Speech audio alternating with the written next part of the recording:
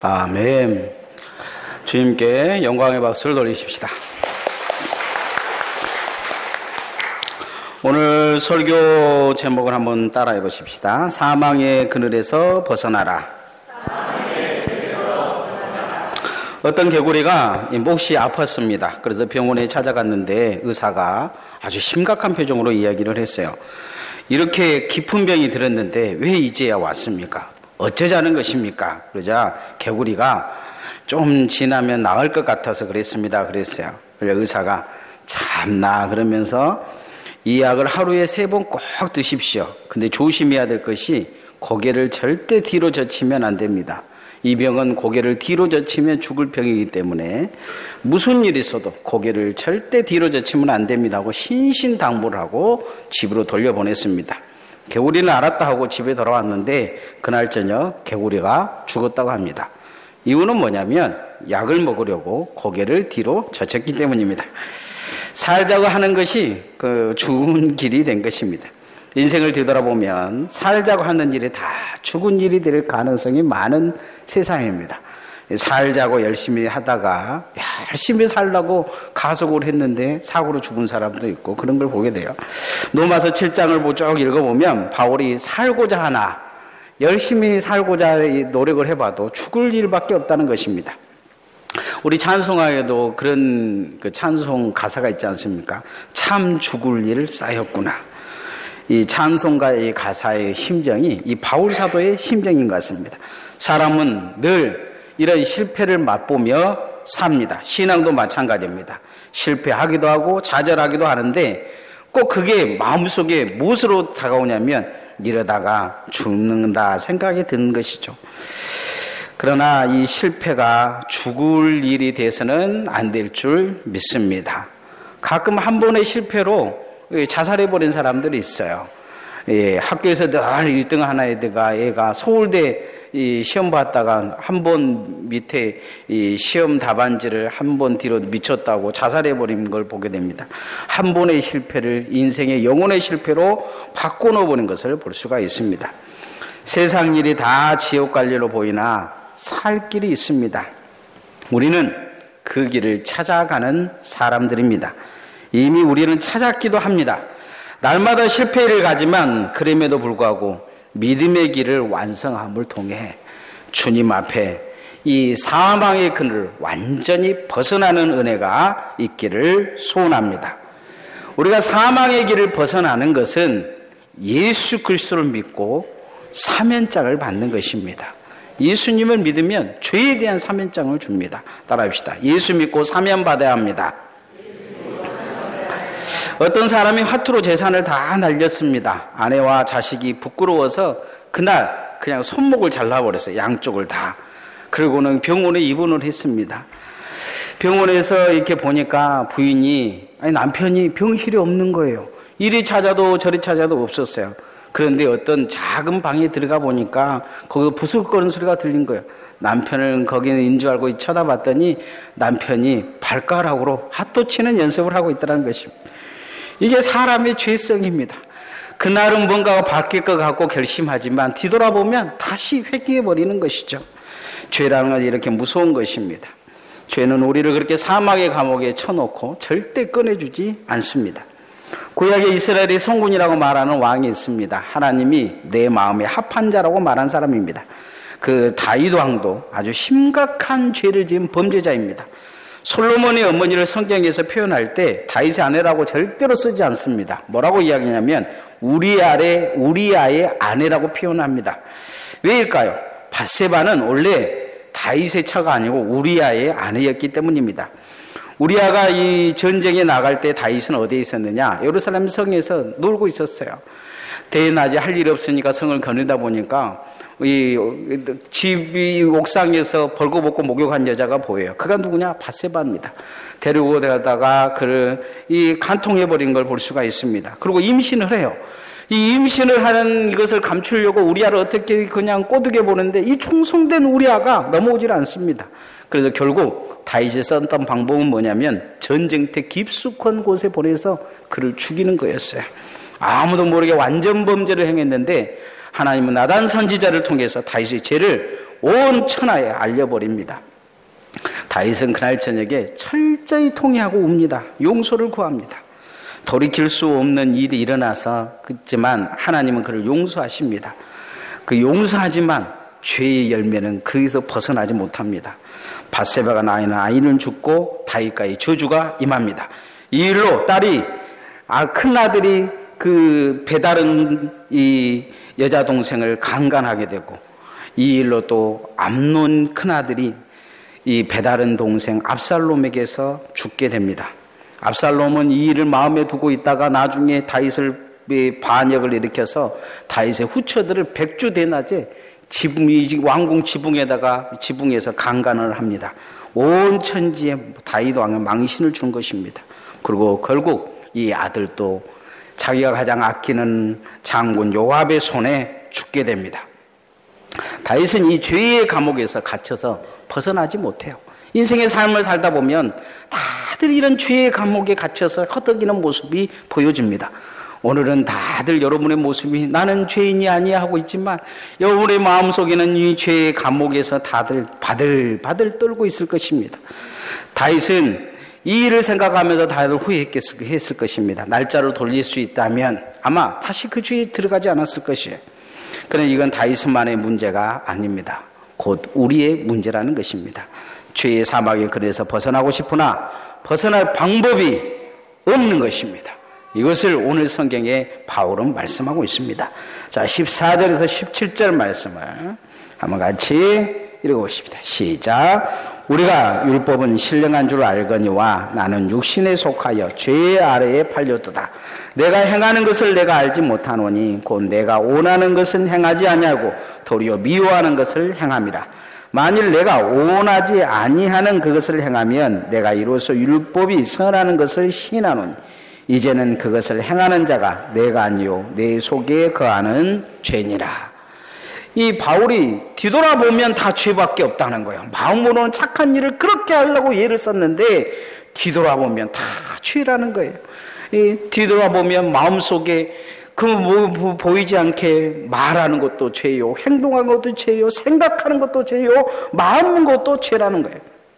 세상 많은 사람들은 자신들이 마음만 먹으면 죄에서 떠날 수 있다는 생각을 많이 합니다. 내가 마음 먹지 않아서 그러지 마음만 먹으면 언제든지 나는 변할 수 있다고 생각을 해요. 특히 술 먹은 사람들, 담배 먹은 사람들, 마약 중독자들이 다 그런 이야기 합니다. 연예인들 보면 그렇게 한번 걸린 사람들은 반드시 다시 이 마약에 손을 대든지 노름에 손을 대는 것을 볼 수가 있어요. 이게 죄의 무서운 것입니다. 죄에 한번 맛을 들여버리면 쉽게 벗어나지 못해요. 바울 사도는 그 절망적인 외침을 지금 하고 있습니다. 죄에서 벗어나지는 못하겠다는 거예요. 뭔가 마음에서 선을 아무리 선하게 하려고 뒤돌아보면 죄된 삶이 그 삶에 있다는 것입니다. 그런데 인간은 이 죄된 삶에서 딱 한 가지 벗어날 방법이 있습니다. 그건 뭐냐면 사면을 받는 것입니다. 8.25 광복절 특사로 옥에서 나온 이 SK 회장을 보시지 않았습니까? 그 애는 아직 한 1년 반 더 그곳에 있어야 됩니다. 그런데 사면 받은 거예요. 그리고는 복권이 된 것입니다. 왜냐하면 대통령이 사면장을 줬기 때문이에요. 감옥에서 꺼내준 거죠. 죄가 없는 거죠. 다시는 검사나 판사나 그를 감옥에다가 집어넣을 수가 없습니다. 인생은 예수 그리스도를 만나면 사면받을 수 있습니다. 사면받는 그 순간 죄는 힘을 잃어버립니다. 최태원 회장이 이 판사가 법을 어겨서 몇 년 더 사라고 얘기하고 몇 년 더 남았는데 대통령이 사면장을 그에게 주는 순간 나머지 이 잔여 기간의 죄는 힘을 잃어버린 것입니다. 인류가 지옥과 사막의 음부에서 검짐을 받을 수 있는 사면장은 예수 그리스도밖에 없습니다. 예수를 바로 믿는 게 사면장을 받는 것입니다. 인생의 삶에서 누구나 죄에 자유할 수 없습니다. 남의 죄에 대해서 저 사람은 어떤 죄를 짓고 이 사람은 어떤 죄를 짓고 늘 손가락질하지만 실은 그 손가락질한 내 마음에도 죄가 있어요. 우리가 이 죄에 대해서 완전히 사망에서 벗어나는 방법은 예수 그리스도를 믿는 것입니다. 예수 그리스도를 믿으면 사면장을 받을 수 있습니다. 여러분, 예수님 잘 믿기를 소원합니다. 죄에서 자유함을 얻는 것은 주 예수 그리스도밖에 없습니다. 그 자유함으로 승리하는 주님의 종들 되어지기를 소원합니다. 예수 그리스도에 대한 사면장이 우리에게 있을지라도 오늘 우리는 어떤 자로 서야 되냐? 회개해야 될 줄 믿습니다. 따라합시다. 지금이 회개할 기회입니다. 예수 그리스도에 대한 사면장을 가지고 있는 사람일지라도 회개해야 됩니다. 성경 인물 중 가장 불쌍한 사람을 찾으러 가면 예수님의 관점에서 아마 가룟 유다일 것입니다. 그는 주님 팔아먹고 자살했기 때문입니다. 주님께서 그들을 하는 말이 그런 말씀입니다. 너는 태어나지 않았으면 좋았을 뻔했다 하고 탄식하셨습니다. 우리가 한 가지 분명하게 잊어서는 안 될 것은 가룟 유다의 불행은 예수님 팔아서가 문제가 아니고 회개하지 않았기 때문입니다. 예수님이 문제가 그가 뭐 때문에 그가 불쌍한 자라고 이야기하셨냐면 회개 없는 인생으로 끝날 것을 알고 계셨기 때문입니다. 가룟 유다보다 견줄 만한 사람이 있습니다. 물론 돈 팔아먹지는 않았지만 예수님 손가락으로 저주한 사람이 있어요. 3번이나 저주했습니다. 예수님이 그가 배신할 거라고 했는데 절대 배신하지 않을 거라고 했어요. 제자들을 선동해서 말씀이 여기 있으면 내가 누구를 떠나겠습니까? 주님만 끝까지 따르겠다 했던 사람입니다. 누굽니까? 바로 수제자 베드로입니다. 그는 주님이 이 대제사장의 뜰에 있을 때 3번이나 부인하고 저주합니다. 전설에 의하면 베드로는 그 이후로 닭이 올 때마다 무릎을 꿇고 눈물을 흘렸다고 합니다. 왜요? 그는 자기 자신의 약함을 알지만 회개한 것입니다.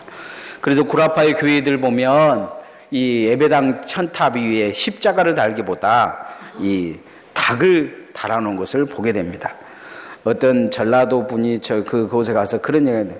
세상에 달 것이 없어 달구 새끼를 달아놨냐? 그렇게 이야기해요. 왜 그 닭을 달아놨을까요? 그 닭을 보면서 나도 베드로처럼 저럴 수 있다는 거예요. 그 언제든지 죄가 생각나면 내가 주님 팔아먹은 자다 하면서 회개하기 위해서 닭을 달아놓은 것입니다. 누구도 자신의 신앙을 자랑하지 말고 깨어있으라는 것입니다. 누구나 죄에 넘어질 수 있습니다. 그러나 죄에 넘어졌을 때 깨닫고 회개하는 것이 살 길인 줄 믿습니다. 자, 18절에서 21절 말씀 같이 한번 읽어봅시다. 시작. 내 속 곧 내 육신에 선한 것이 거하지 아니하는 줄 아노니 원함은 내게 있으나 선을 행하는 것이 없노라. 내가 원하는 바 선을 행하지 아니하고 도리어 원하지 아니하는 바 악을 행하는도다. 만일 내가 원하지 아니하는 그것을 하면 이를 행하는 자는 내가 아니요 내 속에 거하는 죄니라. 그러므로 내가 한 법을 깨달으노니 곧 선을 행하기 원하는 나에게 악이 함께 있는 것이로다. 인간에게는 누구든지 이 악이 함께 한다는 거예요. 원하지 아니하는 것이 있다는 것입니다. 인생을 살다 보면 늘 이 죄에 넘어지는 우리 자신을 발견할 수 있습니다. 사람들은 대부분 그럴 때마다 그럽니다. 나는 어쩔 수 없습니다. 이렇게 좌절하기도 합니다. 어떤 사람들은 거기에서 그렇게 끝내버리기도 합니다. 나는 어쩔 수가 없다. 이렇게 하면 그건 자살한 것과 같습니다. 자신을 죽이는 것과 같아요. 가룟 유다 같은 인생입니다. 죄에 떨어질 때 죽은 자신을 다시 살려내야 됩니다. 그게 뭐냐? 회개하는 것입니다. 예수 그리스도의 보혈 공로를 의지해서 통회하는 것입니다. 죄에서 빠져나오기 위해서 기도하며 말씀을 붙드는 것입니다. 가룟 유다처럼 후회하고 끝내는 것이 아니고 베드로처럼 회개하고 다시 일어서는 것입니다. 죄에 빠진 자신을 다시 살리는 은혜가 여러분 안에 있기를 소원합니다. 우리는 죄 앞에 서면 날마다 나약해집니다. 죽은 자신을 발견하게 됩니다. 그러나 우리가 죽은 자신 죄 앞에 설 것이 아닌 죄에서 벗어나 예수 앞으로 옮겨야 될 줄 믿습니다.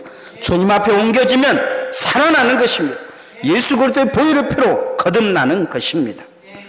우리가 죄를 고백할 때 죄는 힘을 잃어버립니다. 통회하면 힘을 잃어버려요. 죄와 사망의 권세는 힘을 잃어버립니다. 내 안에 죄가 힘을 얻게 만들어서는 안 됩니다.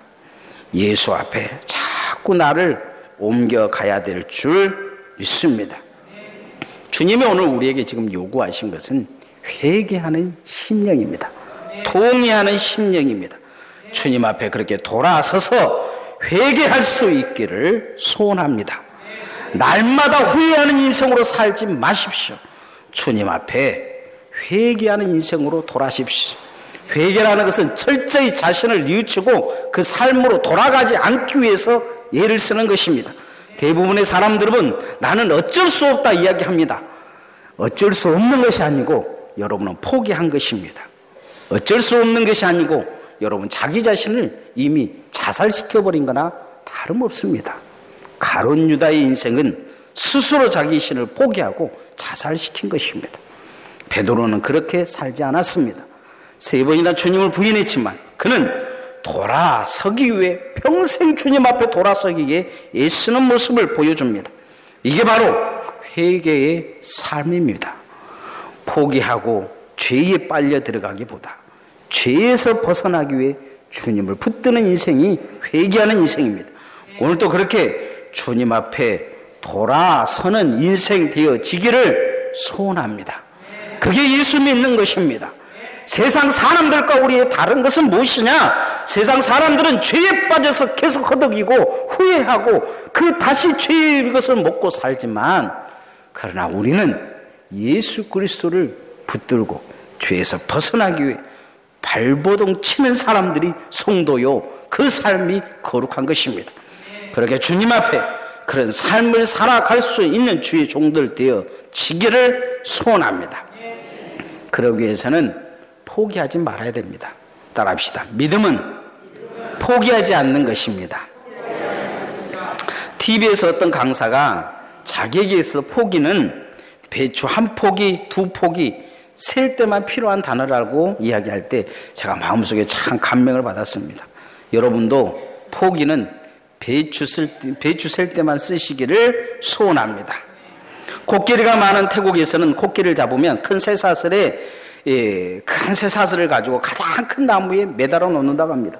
처음에는 코끼리가 힘이 있기 때문에 막 나무를 뽑으려고 하는데 큰 나무에 나무도 뽑지 못하고 쇠사슬을 끊으려고 하다가 한 3일이나 일주일 정도 되면 이제 포기하기 시작한다고 합니다. 그러면 이 코끼리를 작은 쇠사슬에 끌고 가가지고 이제 작은 우리 속에다 집어넣는다고 합니다. 그러고 나서는 꼬챙이로 계속 찌른다고. 비명을 찌르고 그러고 그래서 나중에는 찌르지 않고 찌른 흉터만 해도 이 코끼리가 비명을 지르면 이제 그때 꺼내준다고 합니다. 그러고 나서 작은 쇠사슬을 하나 하고 막대기 하나만 가지고 이 코끼리를 시장에 팔러 간다. 그 큰 코끼리가 이 작은 꼬챙이 하나가 무서워가지고 벌벌 떨면서 쇠사슬에 이렇게 끌려가는 것이죠. 이제 끊을 수 없다는 생각이 있는 거예요. 작은 꼬챙이 하나가 자기를 죽을 거라는 생각을 가지고 있는 것입니다. 이 코끼리 모습 속에서 죄에 길들여진 우리의 모습을 봐야 될 것입니다. 대부분의 사람들은 이게 죄에 길들여져 있어요. 죄가 자기를 죽일 거라고 생각할 때 많습니다. 나는 어쩔 수 없어 이렇게 포기해버립니다. 초등학교 아이들이 벼룩을 가지고 시험을 했는데 벼룩이 보통 1m 뛰는데 맥주컵 안에다 넣어놓으니까 계속 머리를 퉁퉁 뛰니까 나중에는 포기하더라는 거예요. 그 정도밖에 뛰지를 않는 거죠. 나중에 맥주컵을 씌워놓으니까 이 벼룩이 1m 이상 뛰어야 되는데 그 맥주컵 사료만 동동동동동 뛰더라는 것입니다. 신앙인도 몇 번 이렇게 시즈디오 해보고 자신이 할 수 없다고 포기한 게 많습니다. 이게 바로 사단이 우리에게 준 함정입니다. 포기하게 만든 것이죠. 바울 사도는 그러나 포기하지 않는 것이 있다 오늘 성경이 말합니다. 그래서 감사하다 그렇게 표현합니다. 오늘 22절에서 25절 말씀을 한번 같이 읽어보십시다. 시작. 내 속사람으로는 하나님의 법을 즐거워하되 내 지체 속에 한 다른 법이 내 마음의 법과 싸워 내 지체 속에 있는 죄의 법으로 나를 사로잡는 것을 보는도다. 오호라 나는 공고한 사람이로다. 이 사망의 몸에서 누가 나를 건져내라. 우리 주 예수 그리스도로 말미암아 하나님께 감사하리로다. 그런즉 내 자신이 마음으로는 하나님의 법을 육신으로는 지혜의 법을 섬기노라. 이 바울 사도가 자기 자신의 인생을 보니까 뭔가 열심히 하려고 하는데 맥주컵 속에 있는 벼룩처럼 자꾸 부딪히고 실패하다는 거예요. 그런데 그럴지라도, 삶은 실패할지라도 한 가지 포기되지 않는 마음이 있다는 거죠. 마음으로는 내가 하나님의 법을, 삶으로는 내가 죄를 이길 수 없을지라도 마음으로는 내가 하나님을 끊임없이 따라간다는 것입니다. 많은 신앙인의 삶을 보면 포기하고 사는 것이 많습니다. 왜 기도하지 않느냐? 왜 예배하지 않느냐? 왜 헌신하지 않냐? 충성하지 않냐 하면 사람들은 나름대로 다 핑계를 댑니다. 기도도 해봤다는 것이고 헌신도 해봤다는 것입니다. 봉사도 해봤다고 합니다. 그러나 자꾸 인생의 삶에서 부딪히고 세상 사람들 속에서 절망하고 좌절함을 통해서 이제 이미 습관이 되어진 거죠. 이 정도 수준 정도 하면 내가 더 이상 부딪히지 않고 살겠다 생각하면서 그 수준을 정해놓고 더 이상 넘어서지 않는 것입니다. 포기한 것입니다. 남들이 보기에는 포기 안 했다고 이야기하고 자기 스스로는 포기 안 했다고 이야기하지만 이미 포기하고 산 것입니다. 기도한 것도 포기하고 예배 드린 것도 포기하고 봉사한 것도 포기하고 충성한 것도 포기한 것입니다. 겉으로 보기에는 포기하지 않은 것지만 그 믿음의 한계가 이미 온 것입니다. 믿음의 한계는 포기한 것입니다. 사단은 인간의 한계를 알고 있습니다. 그래서 자꾸 무너지게 합니다. 포기하게 합니다. 욥을 길을 보면 욥을 포기하기 위해서 사단이 쓰는 방법들이 있습니다. 재산을 걷어갑니다. 자식도 걷어갑니다. 친구들도 그될 것을 이간질을 시킵니다. 마누라를 불러다 놓고 욕하고 죽으라고 가장 아끼는 마누라도 그의 적으로 만들어 놓습니다. 욥에게 요구한 것은 포기하라는 것입니다. 욥은 포기하지 않습니다. 하나님의 믿는 믿음을 포기하지 않아요. 그는 그렇게 고백합니다. 내가 연단받으니 정금처럼 주님 앞에 나올 거라 이야기를 합니다. 인간은 한계가 있습니다. 완벽할 수 없어요. 신앙생활 하다 보면 포기하고 싶을 때가 많습니다. 뭐 목회자라고 그런 마음이 없겠습니까? 어떨 때는 목회자는 사람도 포기하고 싶을 때도 있어요. 그런데 이 불완전함은 하나님 앞에 믿음으로 발전시킬 수 있는 발전소입니다. 이 포기하려고 하는 불완전함 속에 믿음이 있어야 됩니다. 이걸 채우면 어마어마한 역사가 나타납니다. 왜입니까? 믿음은 바라는 것들이 실상이요 보지 못한 것들이 증거라고 성경은 기록하고 있기 때문입니다. 믿음은 오늘 보이는 세상이 아니라는 거예요. 믿음은 그 불완전한 불가능을 넘어가는 세상이라고 말씀하고 있는 것입니다. 사도 바울은 인생의 삶에서 죄에 넘어지고 무너짐을 경험하지만 무너지지 않는 믿음이 내 안에 있기 때문에 넘어설 수 있다고 이야기합니다. 그래서 감사하다는 거죠. 무너지지 않는 믿음이 내 안에 있다는 거예요. 삶은 오늘 내 앞에서 무너지지만 무너지지 않는 믿음이 내 마음의 중심에 자리 잡고 있다는 것입니다. 그래서 이 무너지지 않는 믿음이 결국 이 나를 무너뜨리는 이 삶을 넘어서서 주님 앞에 완전함으로 드러날 거라는 것입니다. 이 순간에 우리 속에도 불완전함이 있습니다. 죄가 드러나면 육신의 정욕이 드러납니다. 안목의 정욕도 드러납니다. 이생의 자랑이 우리를 괴롭힙니다. 그러나 이 부족함을 우리는 무엇으로 채워야 되느냐? 믿음으로 채워야 될 줄 믿습니다. 성경은 믿음이 이긴다고 말하고 있습니다. 육신의 정욕도 믿음으로 이길 수 있습니다. 안목의 정욕도 믿음으로 이길 수 있습니다. 이생의 자랑도 믿음으로 이길 수 있습니다. 바울 사도는 이것을 고백하는 것입니다.